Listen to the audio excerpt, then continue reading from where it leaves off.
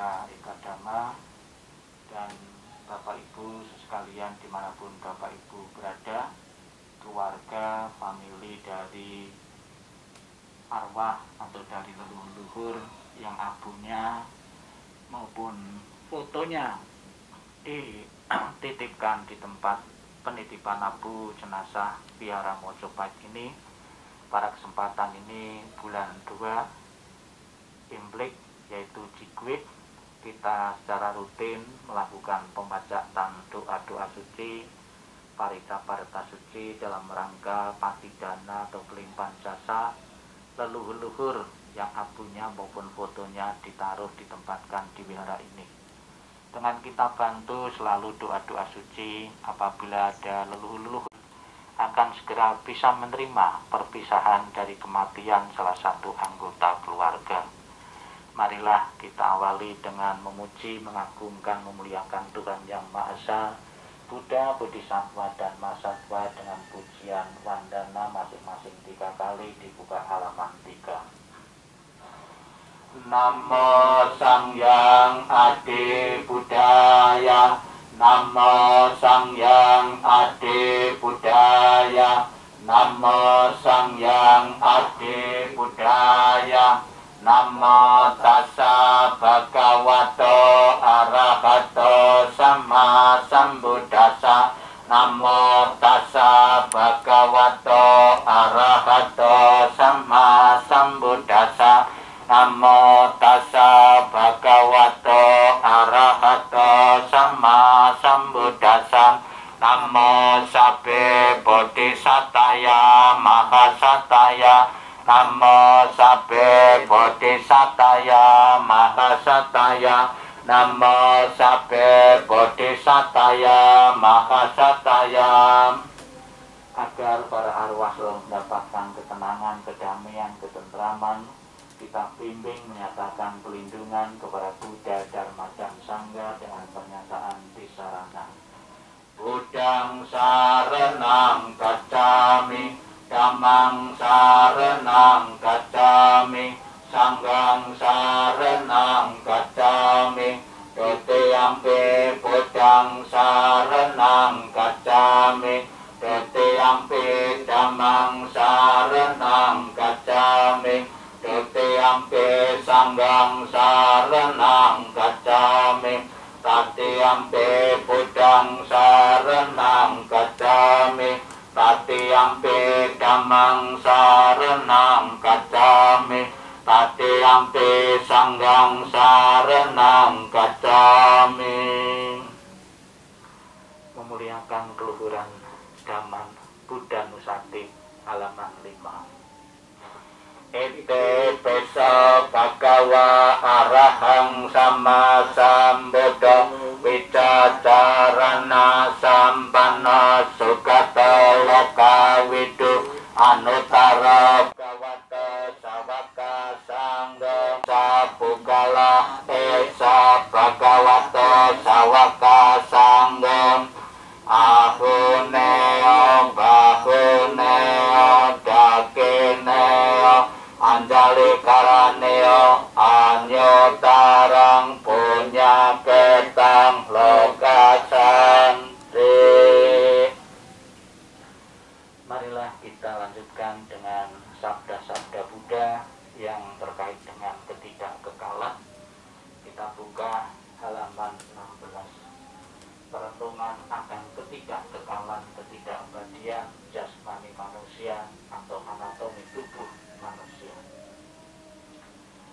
Baik berjalan atau berdiri, baik duduk atau berbaring, membungkukkan atau meluruskan badan, ini hanya gerak dari badan. Tulang-tulang dan otot-otot dibalut dengan selaput-selaput daging. Badan ini diselubungi dengan kulit sehingga tidak terlihat yang sebenarnya. Badan terdiri dari usus, lambung, hati, gelembung air, jantung, dan paru-paru, ginjal dan limpa kecil. Terdapat pula ingus, lendir, peluh, getah bening, darah, getah sambungan empedu, dan gendok atau gaji. Melalui 9 lubang kotoran terus-menerus keluar. kotoran mata keluar melalui mata, kotoran telinga keluar melalui telinga, ingus mengalir melalui hidung, ada kalanya kotoran empedu dan lendir dimuntahkan, kotoran dan puluh keluar dari badan. Dalam rongga kepala ada otak. Seorang dungu karena kebodohan menganggap ini barang yang baik sekali.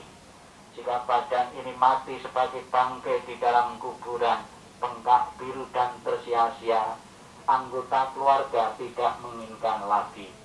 Mayat itu dimakan oleh anjing, serigala, anjing hutan dan cacing-cacing, burung gagak, burung nasar dan binatang-binatang lainnya.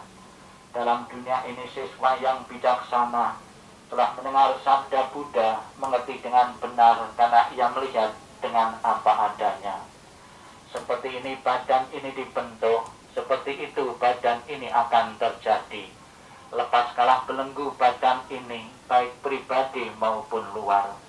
Siswa yang bijaksana, yang bebas dari keinginan dan kemelekatan, yang akan mencapai nibbana, kekal tenang dan bebas dari kematian. Badan kotor yang berkaki dua, yang membawa bau busuk, penuh dengan kekotoran, yang keluar dari berbagai tempat. Jika dengan badan demikian orang menganggap dirinya tinggi dan memandang rendah orang lain, apakah sebabnya? Hanyalah kebodohan. Kita baca tentang tujuan dan manfaat memberikan doa kepada yang telah meninggal atau berlimpah jasa dengan khotbah Sang Buddha di luar dinding, halaman 18-20. Mereka berdiri di luar dinding rumah dan setiap perempatan jalan. Setelah kembali ke rumahnya sendiri, mereka berdiri di muka pintu-pintu. Ketika beraneka ragam makanan dan minuman serta makanan padat lainnya dihidangkan, tidak ada satupun orang yang ingat kepada mereka, para makhluk, sebagai akibat karma yang lampau ini. Demikianlah mereka yang berbelas kasih memberikan kerabatnya minuman dan makanan murni yang berlimpah tepat pada waktunya. Semoga ini semua menjadi milik para kerabat. Semoga mereka berbahagia. Dan setelah mereka berkumpul di sana, para kerabat yang telah meninggal pun berkumpul. Mereka bergembira sepenuhnya akan makanan dan minuman yang berlimpah ruah. Semoga para kerabat kalian berusia panjang. Merekalah yang menyebabkan kita memperoleh keuntungan ini. Penghormatan telah diberikan kepada kita, tiada pemberi tanpa pahala. Karena di sana tiada pertanian dan tiada peternakan, tiada perdagangan, tiada transaksi jual beli dengan uang. Maka dengan pemberian dari sini, mereka yang telah meninggal dapat hidup di sana. Bagaikan air di bukit mengalir menuju ke bawah, demikianlah pemberian yang telah diberikan dari sini bermanfaat bagi mereka yang telah meninggal. Bagaikan sungai-sungai yang penuh dapat mengalir memenuhi lautan, demikianlah pemberian yang telah diberikan dari sini bermanfaat bagi mereka yang telah meninggal. Ia telah memberi kepadaku, ia telah berbuat bagiku, ia telah kerabat, rekan dan sahabatku, telah memberikan persembahan kepada mereka yang telah meninggal, lalu mengenang apa yang telah dilakukannya pada kehidupan lampau. Sesungguhnya bukanlah tangisan, kesedihan ataupun tatapan lainnya. Demikianlah para kerabat berdiri di sana tanpa manfaat mereka yang telah meninggal, dan persembahan yang telah diberikan guna menopang sangga ini sesungguhnya demi kepentingannya akan menimbulkan manfaat untuk waktu yang lama. Kewajiban kerabat yang telah diterangkan ini adalah penghormatan yang telah dilakukan dengan sempurna kepada mereka yang telah meninggal, kekuatan yang telah diberikan kepada para biku dan pala besar yang telah kalian capai. Marilah kita merenungkan tentang Anicca Wata Sankhara di buka halaman 34. Segala sesuatu yang terbentuk tidak kekal adanya, bersifat timbul dan tenggelam. Setelah timbul akan hancur dan lenyap. Bahagia timbul setelah gelisah lenyap. Semua makhluk akan mengalami kematian. Mereka telah berkali-kali mengalami kematian dan akan selalu demikian. Begitu pula aku pasti mengalami kematian. Keraguan tentang hal ini tidak ada dalam diriku. Kita lantunkan Anicca Wata Sangkara. Mohon yang luhur untuk membersihkan air di guci maupun di foto-foto, pelan-pelan sambil kita iringi Pangsukula Kata. Anicca Wata Sangkara, upada wayada minam, upacit waniru cantim, kesang bupasamo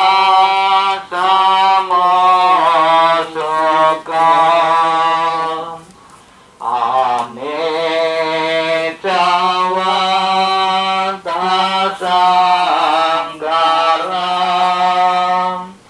upada wayada minam, upacit waniru cantim, kesang bupasamo sugam. Anicca Wata Sangkara, upada wayada minam, upacit waniru cantim, kesang bupasamo sugam. Anicca Wata Sangkara,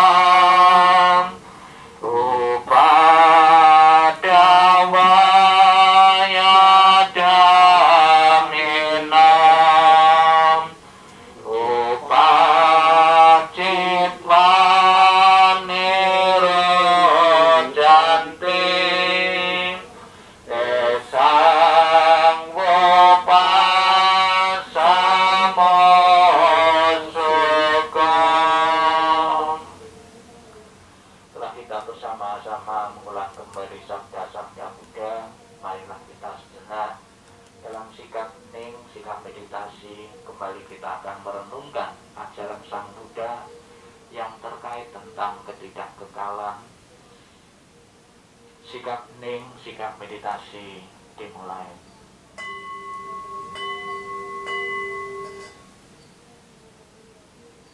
Inilah yang disabdakan oleh Sang Buddha. Jasmani ini terbuat dari tulang-tulang yang ditutup daging dan darah. Di situ tempatnya kelapukan, kesombongan dan kepalsuan. Hancur lebuhlah badan jasmani, terhentilah pencerapan, dingilah semua perasaan, berakhirlah sesuatu yang terjadi dari paduan unsur, dan tibalah kesadaran pada titik terakhir. Kematian datang tanpa diundang, pergi tanpa diminta. Sesungguhnya kematian entah datang dari mana. Kematian singgah barang beberapa hari, melalui satu jalan kematian datang, melalui jalan lain kematian pergi. Meninggal sebagai manusia, seseorang menjalani kelahiran berikutnya. Seperti kematian datang, begitu pula kematian pergi. Mengapa mesti bersedih dan takut? Sang Yang Adi Buddha, Tuhan Yang Maha Esa, para Buddha, Bodhisattva, dan Mahasatwa, pada kesempatan sore ini kami memanjatkan parita-parita suci, doa-doa suci untuk pelimpahan jasa patidana leluhur-leluhur yang abunya maupun fotonya dititipkan di tempat penitipan abu Mahawihara Mojopahit ini. Dengan kami selalu iringi doa setiap saat, semoga arwah-arwah segera terdorong terlahir di alam yang terbahagia sesuai dengan kebaikan-kebaikan yang pernah ditanamnya semasa hidupnya. Sabi Sata Bhavantu Sukitata. Semoga semua makhluk hidup berbahagia dan sejahtera. Sikap hening, sikap meditasi selesai. Sadu, sadu, sadu. Terimalah salam di dalam Dharma. Namo Sang Hyang Adi Budaya. Namo Buddhaya. Bapak Ibu saudara sekalian, dimanapun Bapak Ibu berada, yang menonton, yang mengikuti video pembacaan doa pelimpahan jasa di Mahawihara Mojopahit ini. Di dalam agama Buddha, kematian bisa kita bedakan atau dikelompokkan menjadi 3 jenis. Yang pertama adalah kematian atau kepadaman dasar dari unsur-unsur batiniah dan jasmaniah. Yang kedua, kematian makhluk hidup berdasarkan kesepakatan umum yang dipakai oleh masyarakat dunia. Yang ketiga, kematian mutlak yang merupakan terputusnya daur penderitaan para arahat, yakni makhluk suci yang telah mencapai pembinasan. Sang Buddha juga mengajarkan di samping 3 jenis kematian ini, ada 4 penyebab seseorang kenapa meninggal, kenapa mengalami kematian. Diilustrasikan itu adalah sebuah pelita. Ya. Yang pertama adalah kematian disebabkan habisnya usia, yaitu kematian yang disebabkan usia tua atau setelah mencapai batas usia rata-rata. Yang kedua, kematian disebabkan habisnya karma, dimaksudkan orang yang mati dalam usia muda, masih bayi atau kanak-kanak, masih bujang atau gadis yang belum sempat mencapai batas usia. Yang ketiga, kematian disebabkan habisnya usia dan karma, yaitu kematian yang dialami oleh seseorang dalam batas usia dan karma tepat waktunya telah habis. Yang keempat, kematian disebabkan oleh gangguan lain, yaitu kematian yang belum habis masa usia dan karmanya. Kematian ini disebabkan karena bencana seperti tertembak, tertabrak mobil, tenggelam, diterkam binatang, kelaparan, kehausan, penyakit menular, dan lain-lain. 4 sebab kematian ini dapat diumpamakan seperti 4 sebab kepadaman pelita atau lilin, yaitu habisnya sumbu, habisnya bahan bakar, habisnya sumbu serta bahan bakar, dan karena tertiup angin. Bapak Ibu saudara sekalian yang saya hormati, bahwa ajaran Sang Buddha ini mungkin sangat berbeda sekali dengan yang lain. Di dalam agama Buddha tidak kita kenal bahwa kematian karena dipanggil oleh makhluk antikodrati atau mendapat kutukan atau mendapat hukuman, namun menjalani buah-buah karma, buah-buah perbuatan yang pernah ditanamnya dalam kehidupan-kehidupan lalunya. Kenapa ada seseorang yang masih berusia pendek saja, masih muda kok meninggal, ada yang remaja dan ada yang mengalami usia yang panjang. Perbuatan-perbuatan yang dilakukan itulah yang menentukan seseorang itu mengalami kematian, baik usia remaja maupun usia tua. Sang Buddha juga menganjurkan kepada kita semua untuk selalu menghargai kehidupan. Kehidupan sangat berharga sekali bagi semua makhluk hidup. Maka di dalam sila pertama kita berpantang untuk melatih diri untuk menjalani moralitas, untuk menghargai kehidupan dengan latihan Pancasila Buddhis, yaitu salah satunya kita menghargai kehidupan dengan tidak menganiaya dan membunuh makhluk hidup. Di dalam Dhammapada disebutkan semua orang, semua makhluk takut hukuman, takut kematian. Kenapa hukuman, lebih-lebih kematian itu menakutkan? Karena memang secara pasti setelah seseorang meninggal itu akan terlahir di mana. Itu bagi mereka yang belum mempunyai kepastian. Namun sebetulnya kita tidak perlu ragu-ragu. Apabila kita sudah banyak mengumpulkan kebaikan-kebaikan dalam kehidupan ini, kebaikan bisa kita kumpulkan melalui pikiran, ucapan, dan tindakan. Apabila kita setelah menunaikan kewajiban-kewajiban sebagai umat Buddha, mempraktekkan ajaran Sang Buddha dengan melatih moralitas secara ketat, kematian datang kapanpun tidak menakutkan. Bapak Ibu saudara sekalian yang saya hormati, dengan rutin kita membaca parita-parita suci di rumah Abu di Mahawihara Mojopahit ini, di samping kita menunjukkan rasa bakti, rasa hormat kepada leluhur yang telah tiada, namun juga hendaknya sebuah pelajaran bagi kita semua bahwa kita pun akan menghadapi kematian. Kapan kita menghadapi kematian, diri kita tidak tahu, orang lain pun tidak tahu. Namun kematian itu sebuah hukum kepastian. Siapapun yang pernah mengalami kelahiran pasti suatu saat nanti akan mengalami kematian. Berjaga-jaga dalam kehidupan saat ini dengan selalu menambah kebaikan melalui pikiran, ucapan, dan tindakan, sehingga kematian datang kapanpun tidak menakutkan bagi kita.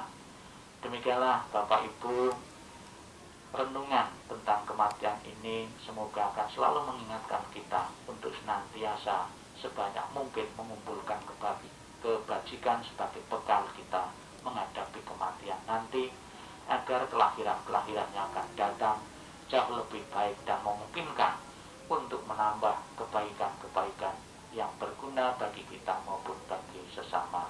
Sabbi satta bhavantu sukhitata. Semoga semua makhluk hidup berbahagia dan sejahtera. Sadu, sadu, sadu. Marilah kita limpahkan jasa kebajikan dari doa-doa ini untuk leluhur-leluhur. Kita baca halaman 35. Ettawata. Ettawata ca amehi sampatang punya sampadang sabe dewa anumodantu sabba sampati siddhiyang. Ettawata ca amehi sampatang punya sampadang sabe buta anumodantu sabba sampati siddhiyang. Ettawata ca amehi sampatang punya sampadang sabe satta anumodantu sabba sampati siddhiyang. Akasata cabu manta dewa naga mahitika punyang tang anumoditwa cirang rakantu leluhur-leluhur. Idang pun natinang hotu sukita kontuna tayong. Idang pun nyatinang hotu sukita kontuna tayong. Idang pun natinang hotu sukita kontuna tayong. Akasata cabu manta dewa naga mahitika punyang tang anumoditwa cirang rakantu tuang sadati.